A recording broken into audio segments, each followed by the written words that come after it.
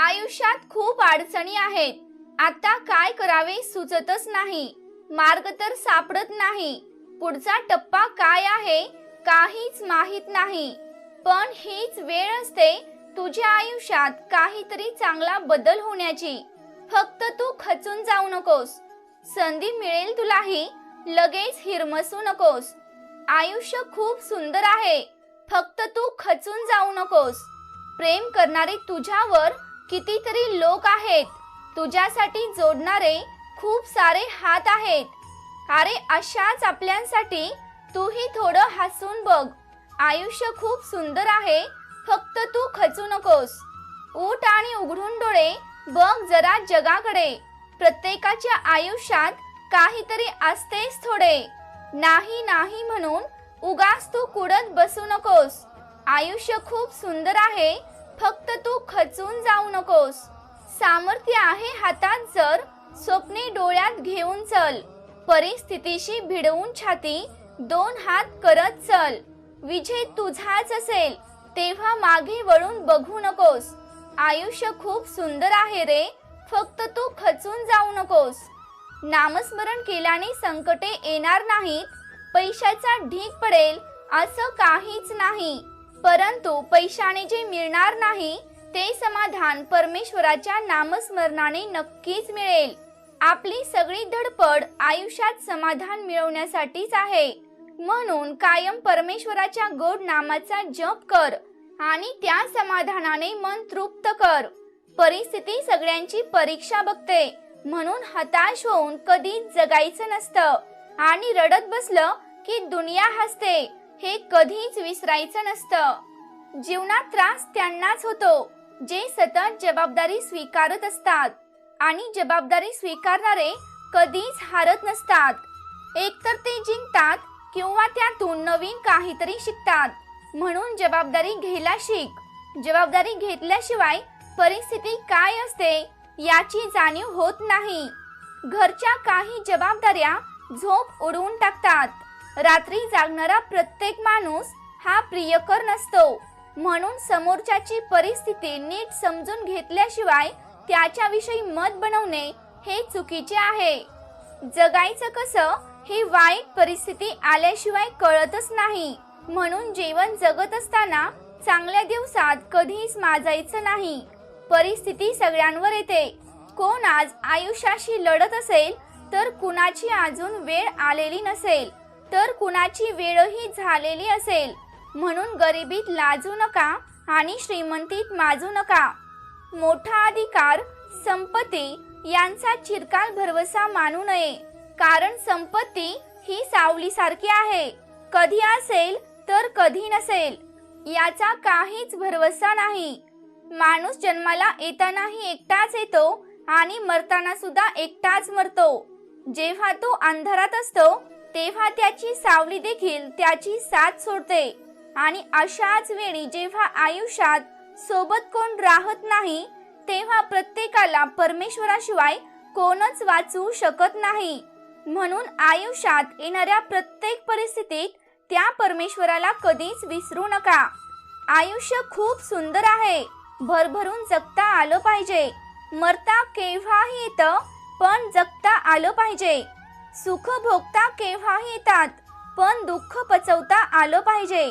रंग सावळा म्हणून काय झालं, कर्तृत्व उजळता आलं पाहिजे. रंग गोरा असला म्हणून काय झालं, मनावरील काजळी काढता आली पाहिजे.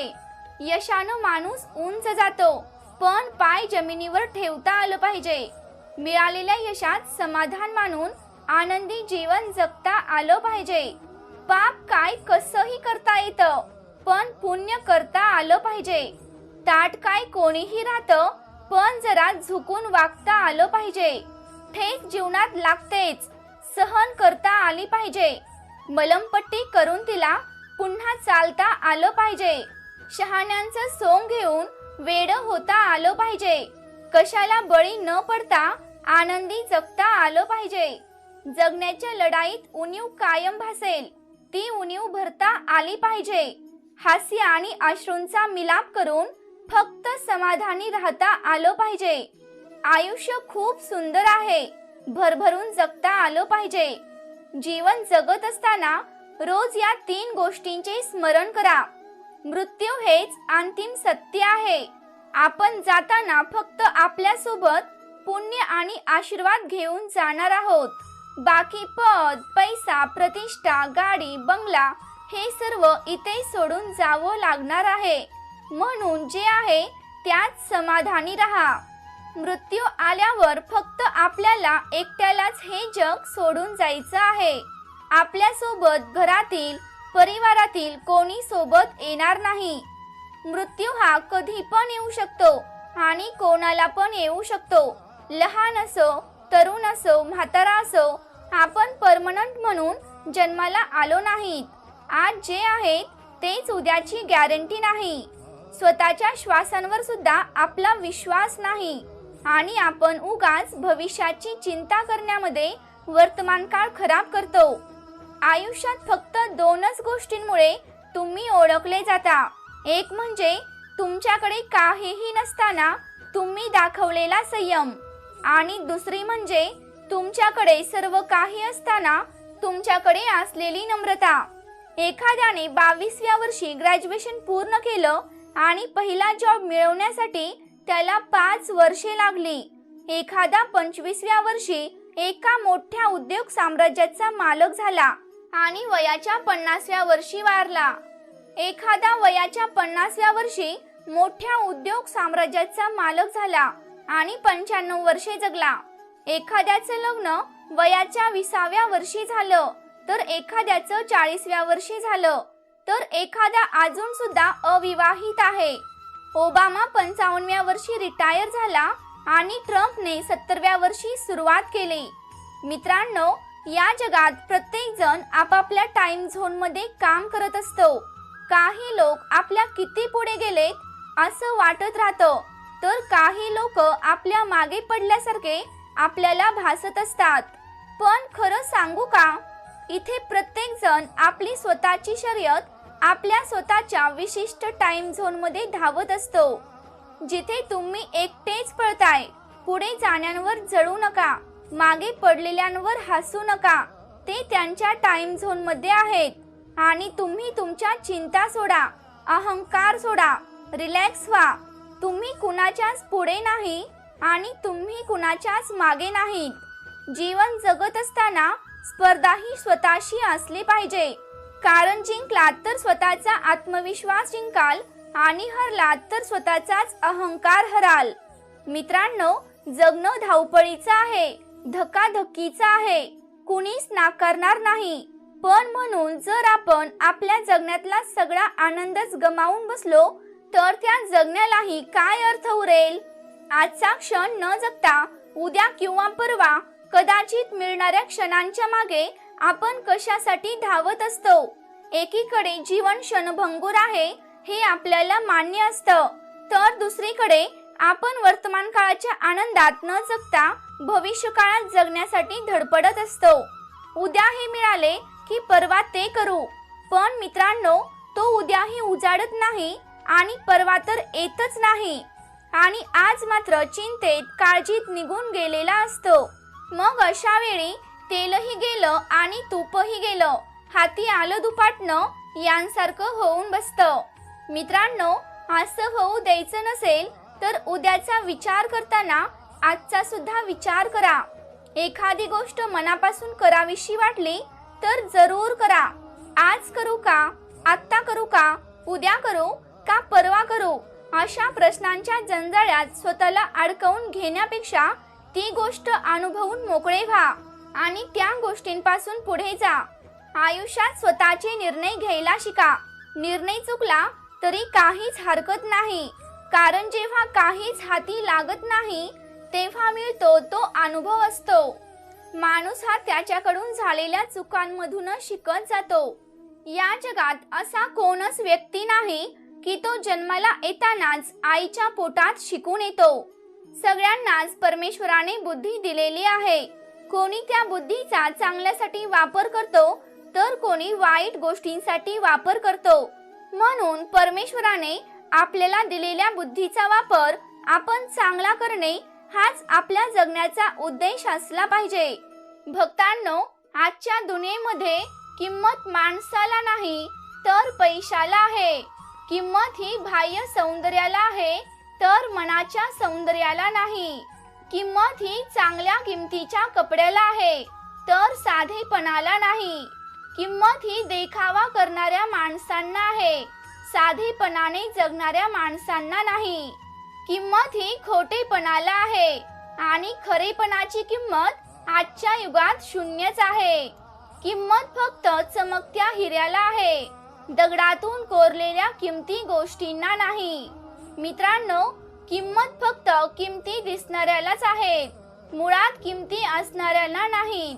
म्हणून मित्रांनो, या दुनियेच्या मनाप्रमाणे जर आपण राहिलो तर नक्कीच आपण धोका खाणार आहोत. म्हणून मित्रांनो, जे सत्य आहे त्या सत्याच्या पाठीमागे आपण नक्कीच उभं राहायचं. ज्याला खरी किंमत आहे त्यालाच आपण किंमत द्यायची. आणि एवढं जर आपण केलं तर आपल्या आयुष्याचा प्रवास हा नक्कीच उत्तमाचा होईल. मित्रांनो, कोणाला धोका देऊन मजेत राहू नका, कारण आयुष्यात धोका खायची वेळ स्वतःवर सुद्धा येऊ शकते. ऐश आरामाची चटक लागलेला माणूस व्यसनी माणसापेक्षा भयंकर असतो. दुनियादारी कळायला वेळ लागते, पण जेव्हा दुनिया कळते तेव्हा माणूस स्वतःमध्येच खुश राहायला शिकतो. फक्त नीतिमत्ता साफ ठेवा, प्रत्येकाचेच दिवस बदलत असतात.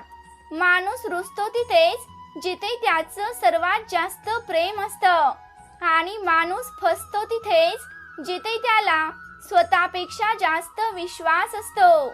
पाण्याचा एक थेंब चिखलात पडला तर तो संपून जातो, हातावर पडला तर तो चमकतो, शिंपल्यात पडला तर त्याचा मोती होतो.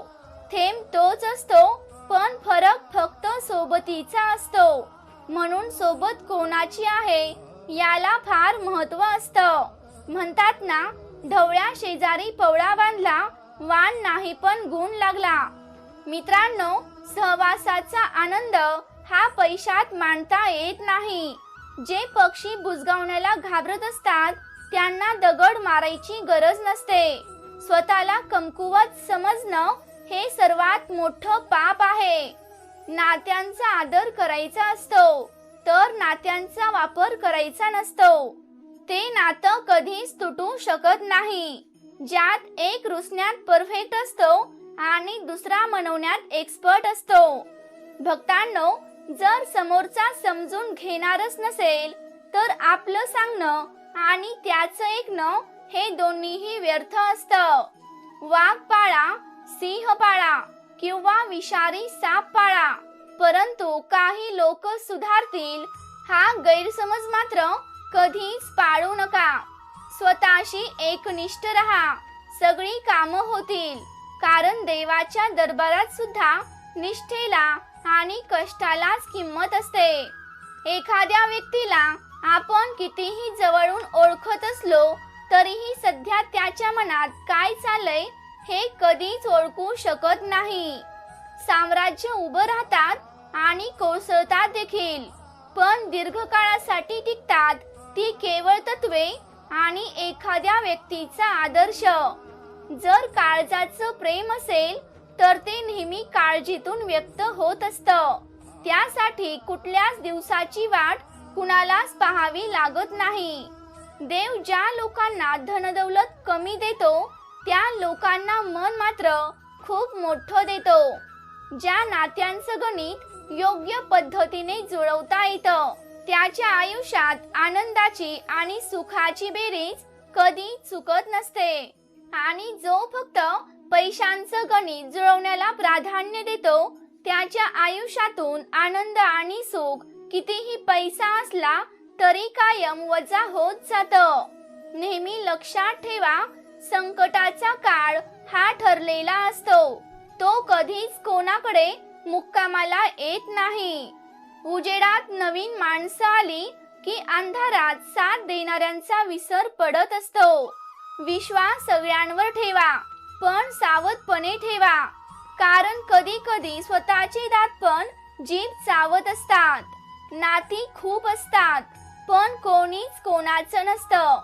खरं तर फक्त एकच नातं असतं, ते म्हणजे नवरा बायकोचं. देवाकडून असलेली आशा कधी सोडू नका आणि जगाकडून कधीच कोणती अपेक्षा ठेवू नका. मित्रांनो, चांगलं जरूर बना, परंतु पुरावा देण्याची चूक मात्र आयुष्यात कधीच करू नका. देव म्हणतो, तुम्ही कदाचित कठीण काळात असाल, परंतु भूत नेहमी तुमच्याशी सर्वात कठीण लढतं. तेव्हा त्याला माहित असते की माझ्याकडे तुमच्यासाठी काहीतरी चांगलं आहे, म्हणून हार कधीच मानू नका. देव म्हणतो, तुमचे जीवन आत्मविनाशकारी विचारांनी भरलेले असण्याची गरज नाही. चांगले आणि सत्य असलेल्या गोष्टींनी तुमचे मन भरा. आपण कशासाठीही पुरेसे चांगलो नाहीत, अशा विचारांऐवजी आपले जीवन चांगुलपणाने भरा. त्या परमेश्वरावर पूर्ण मनाने निस्वार्थ भक्ती केली पाहिजे. ही पहिली आणि सर्वात मोठी आज्ञा आहे.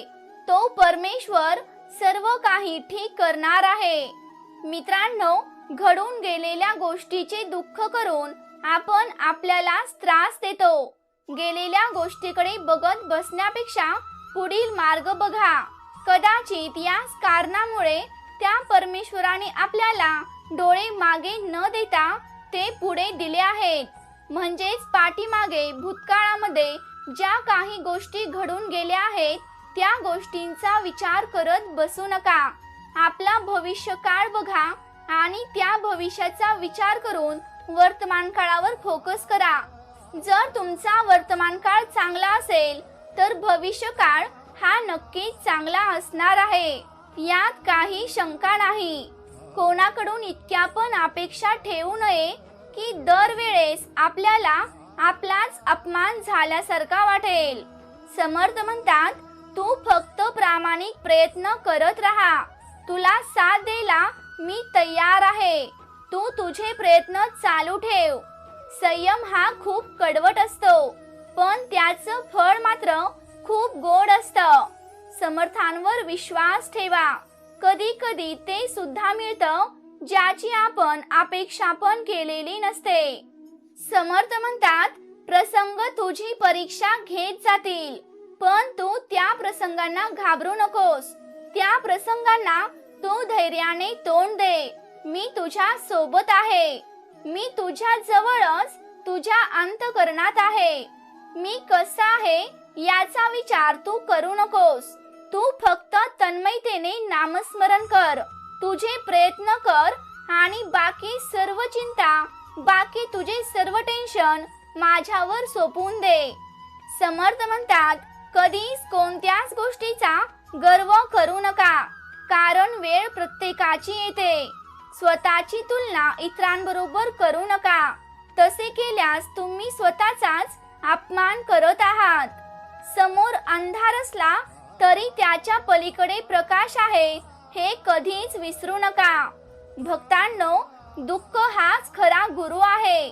सुखात माणूस हवेत उडतो, पण दुःख माणसाला विचार करायला शिकवते. आयुष्याच्या प्रत्येक वळणावर कोणत्या परिस्थितीत कसं जगावं आणि कसं वागावं याचं प्रशिक्षण आपल्याला आयुष्यभर दुःखाकडूनच मिळत असतं.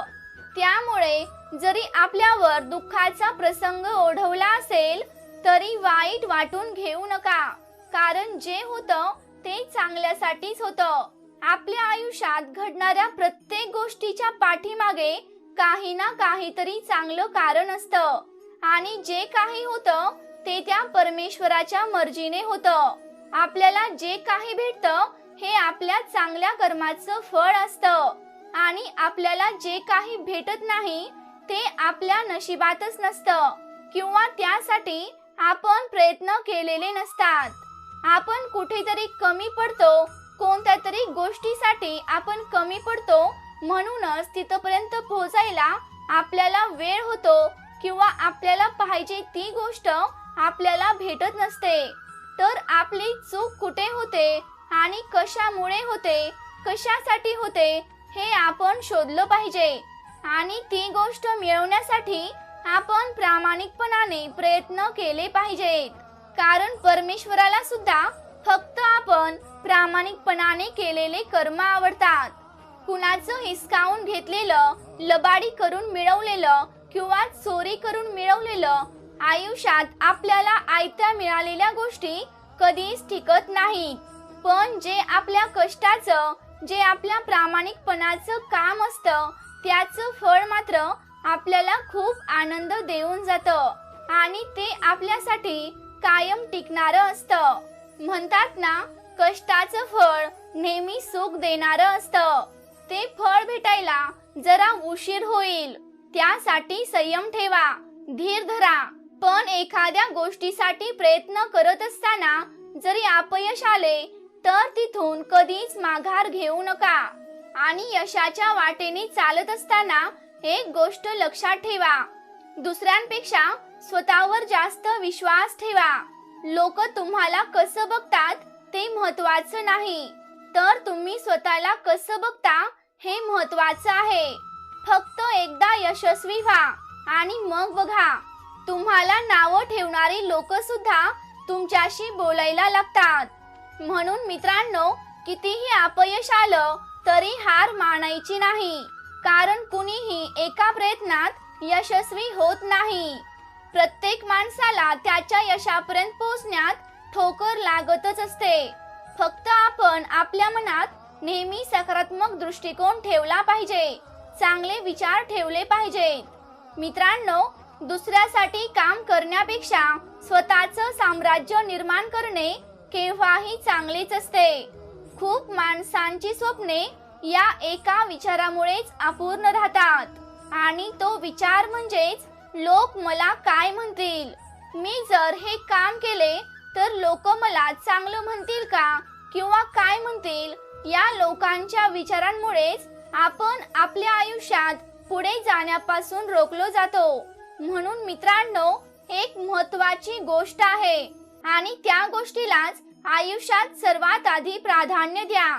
लोक काय म्हणतील याचा अजिबात विचार करू नका. तसंच तुमच्या सोबत कुणी आहे किंवा सोबत कुणी नाही याचा देखील विचार करत बसू नका, कारण तो परमेश्वर चांगल्या माणसांच्या पाठीशी कायम उभा असतो. तसंच तो परमेश्वर चांगल्या माणसांसोबत नेहमी कार्याला असतो आणि तो परमेश्वर जरी आपल्याला दिसत नसला तरी त्याची जाणीव आपल्याला नक्कीच होत असते. म्हणून मित्रांनो, त्या परमेश्वरावर निसंकोच मनाने विश्वास ठेवा. तुम्हाला आयुष्यात जे काही बनायचं असेल त्या सर्व गोष्टी त्या परमेश्वराला सांगा आणि समर्थांकडे प्रार्थना करा की समर्था, मला याच्याही पुढे जायचं आहे. या संकटासाठी प्रयत्न करताना जे काही अपयश येईल ते मला पचवण्याची ताकद दे. जे काही संकट माझ्या समोर येतील त्यातून तारून तूच मला सुखरूप बाजूला ने आणि शेवटपर्यंत तुझी साथ माझ्या सोबत असू दे. फक्त एवढं समर्थांच्या प्रार्थनेत बोला आणि मग बघा, तुम्हाला कधीच कोणत्याच गोष्टीची भीती वाटणार नाही. भक्तांनो, तुम्ही जर या विचारांशी सहमत असाल तर आत्ताच या व्हिडिओला लाईक करा आणि तुम्ही जर या चॅनेलवरती नवीन असाल तर या चॅनेलला नक्की सबस्क्राईब करा. तसंच ती घंटी देखील वाजवायला विसरू नका, जेणेकरून आपल्या नवनवीन व्हिडिओंचं नोटिफिकेशन तुमच्यापर्यंत लवकरात लवकर पोहोचेल. जय जय रघुवीर समर्थ.